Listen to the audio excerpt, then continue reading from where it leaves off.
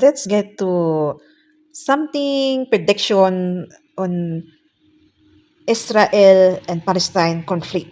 So last time when browsing TikTok, I saw a post that the leader of I can say Hamas died, but I saw a post it was November 2017, but I can't remember it's 2016. So maybe that's 2017 and this is a screenshot that I got from website. That's not the leader that died actually, but there's a lot of Hamas leader really, so it's confusing. Even though it starts from 2019. Moment, what we don't have in Israel and Palestine between Hamas and Netanyahu is that either party is a partner for peace. I want to read something to you. This quote: anyone who wants to thwart the establishment of a Palestinian state has to support the bolstering of Hamas and transferring money to Hamas. This is part of our strategy to isolate the Palestinians in Gaza from the Palestinians in the West Bank. That was Prime Minister Netanyahu in 2019, supporting Hamas, because he knows that as long as Hamas remains there, he can always argue that there is no partner for peace. During our lifetime, there have been two moments when peace could have happened. One was in the early 90s with the Oslo Accords, which were negotiated by Yitzhak Rabin and Yasser Arafat, and both of them were awarded a Nobel Peace Prize for that. Tragically, 2 years after those accords, a right-wing Israeli settler assassinated Yitzhak Rabin, and after the end of that, the peace process came to an end. The second moment came not so long ago in 2016 when John Kerry, as Secretary of State, put forward a peace proposal. That proposal was accepted by the Palestinian Authority and it was rejected by a one Netanyahu. So I think it's really important. I do believe, Gabriel, that there is an opportunity for peace. It's the only way that Israel will secure its long-term future. And I genuinely believe that what we should be saying to our politicians is that you've got to stop using language which actually in the real world makes no sense. It sounds like... Are you including your Conservative? I'm including the Conservatives and actually the leader of the opposition.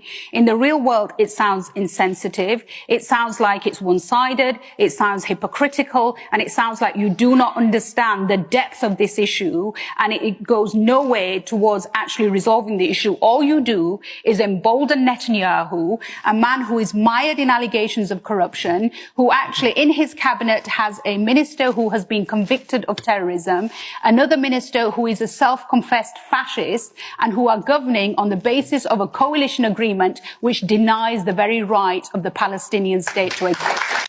We can say it starts from that happened because it starts from 2019. The crisis actually started. That's why. Then why are you adding up other countries for that problem? Why not solve with your own? Why all of us are being added with that? Huh?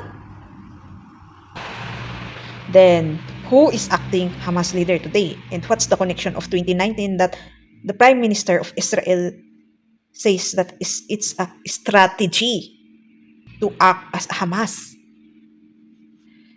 Maybe they wanted something on Palestine, that's why. Oh yeah, we know it. It's the land and the oil, etc. So, then a sun came. Screenshot it automatically. The one acting as a son of Hamas that came out from being a Hamas, I can say, I can say that time it sparks my intuition. There's a time that it sparks that it was paid. Who paid? Well, common sense. Then there's a lot of posts that October 13, 2023, the leader died. So there is a news. Let's watch this one.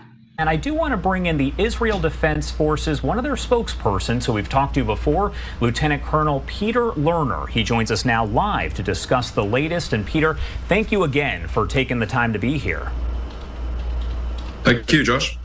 So up first, overnight, we did get breaking news that several, I guess, of these leaders, these terrorists, had been taken out by the Israeli army. Can you break down the latest information for me? Sure, absolutely. We are continuing our operation against Hamas. Its leaders, its infrastructure that is utilized for terrorism, its staging grounds, and absolutely we are operating in order to destroy any capabilities that they have, and they will never ever be able to conduct an attack against us like that again. We have killed a couple of their senior terrorists. The guy that was head of their aerial program, he was taken out, and he was also involved in the attack on Saturday by guiding and utilizing their aerial components such as drones and so on. And we also killed one of the terrorists that infiltrated into Israel, the Ali Kadi, who was one of those guys on the motorcycles that we saw breaching the fence, penetrating into Israeli territory, and ultimately he was involved in the butchering of babies in their bedrooms. So we are very, very focused on the Nukhba force, the special forces of Hamas.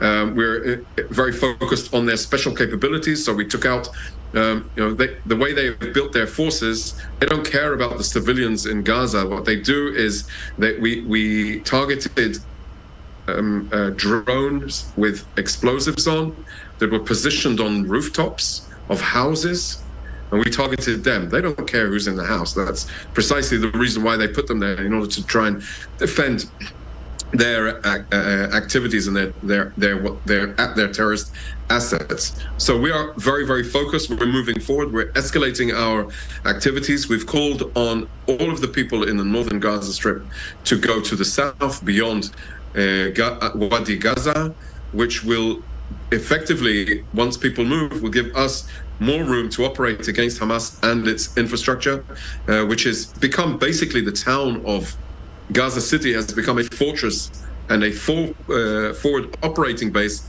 of Hamas. That is where their command and control capabilities are. That is where they're operating from, and that is where we are striking. And I want to talk, of course, about the stories, because we discussed this the last time you were on, but you're hearing stories personally from survivors, from family members of folks who have died as a result of that attack 1 week ago. Tell me what it's like to hear those stories and really how it impacts you, because there are so many people there that are on the front lines working, and you're hearing these stories and unfortunately seeing things that only certain people have ever seen. So it even came close to home today with the friend of my daughter, a sister of my daughter was at the party in the forest, and she was murdered in that party, and they just found and notified the family today. So it came very close to home today, and it touches almost all of Israeli society. This attack is with 1,300 victims of brutality against people in their homes. It touches everybody. You cannot remain passive or to the stories, and indeed the individual stories. And there are families that have been torn to pieces, of course. So it's heart-wrenching. We are watching in shock and hearing how people bravely escaped, hearing how the soldiers bravely engaged, sometimes just with their bare hands, but definitely moving forward. We are embracing the families, we are empowering them, and we are trying to restore. There are still, till this time, people unaccounted for.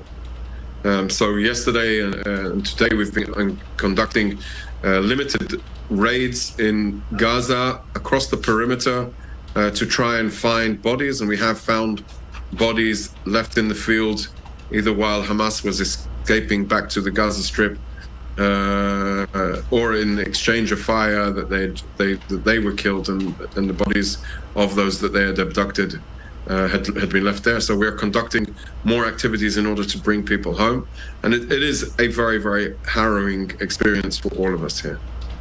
And I did want to ask, kind of on that same note, I know that on Twitter, Facebook, really all social media, the IDF has been very active with providing updates, posting photos, posting information, videos. Why is it so important for the IDF to be posting these updates constantly?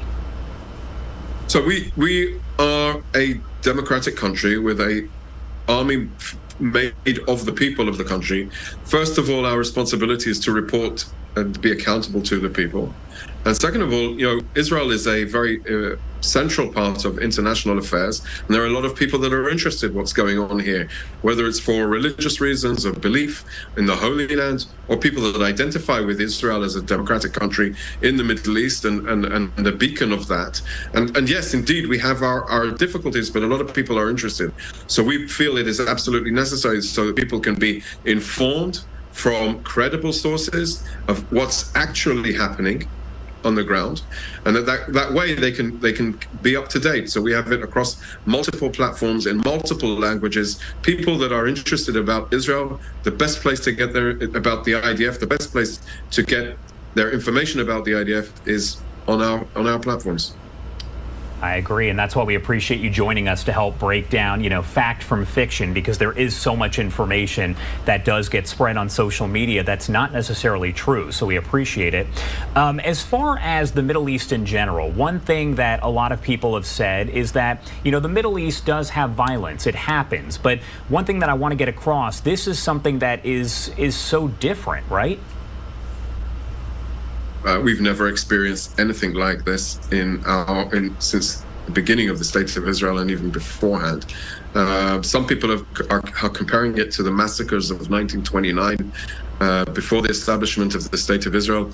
But even then, the magnitude and the amount of attack, the way the attack was coordinated, extensive, in military style execution of these gangs of Hamas, this terrorist army, unprecedented. That's what sets it apart, and I think that is why it's so shocking to everybody around the world. Every decent nation is looking at Israel and saying, "Oh my God, I could be next." And I know I asked you this last time, but the big question also is, how does something like this happen? And I would imagine that is going to be investigated to figure out how this happened in the first place, right? Absolutely. There will be a time to investigate how it happened. Clearly, there are failures on issues of intelligence. Clearly, there are failures on issue of the barrier itself. Why did it not withhold the penetration? And clearly, there are failures of the forces of the last line of defense of the forces themselves that were supposed to be there to defend and protect the communities. How many forces were on duty? Was it in relation to the threat assessment? All of these questions are going to have to be asked once the conflict is over, once we defeated Hamas, and then we will be able to do our own soul searching as the IDF, because we have this huge sense of failure to the people, and we did not live up to our responsibility. And we know, of course, we brought this as breaking news yesterday, as that 24-hour notice was essentially put into effect, saying, this 1.1 million people there need to evacuate Gaza. Has that, at this point, happened? And what was the reasoning behind that, if you could break it down for folks who heard it but don't necessarily know exactly why it was done?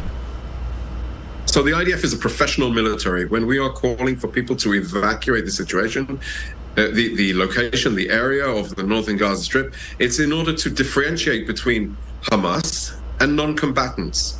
This terrorist organization needs to pay a price. People who are not involved do not need to pay a price. So we're essentially telling them evacuate this area because we plan on striking Hamas, because that is where they're operating.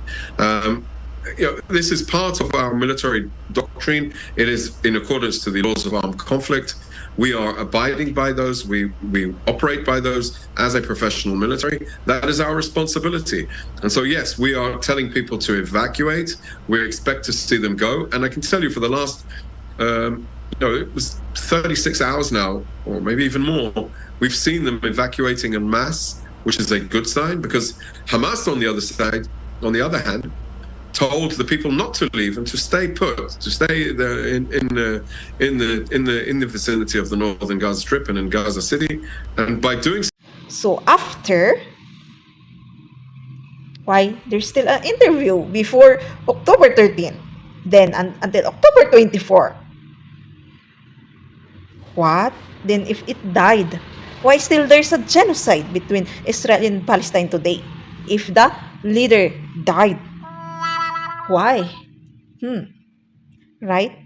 So, who acts as the Hamas, and well, automatically they are Zionists, so who acts both today. So the one who is talking as Hamas can be also acting like one. So it was paid. So from that year, from today, Hamas is only acted as. So that's why other countries is being linked on Palestine. Well, it's only speculation. So we don't know. Maybe something will spark also that's information. Well, but why until now, really? If the leader was killed, then why until now? So, as always, karma is karma. It's already late. It is coming to them. One by one, even though they will do their best to make it like to their very best, yeah, to correct something that they think it is correcting.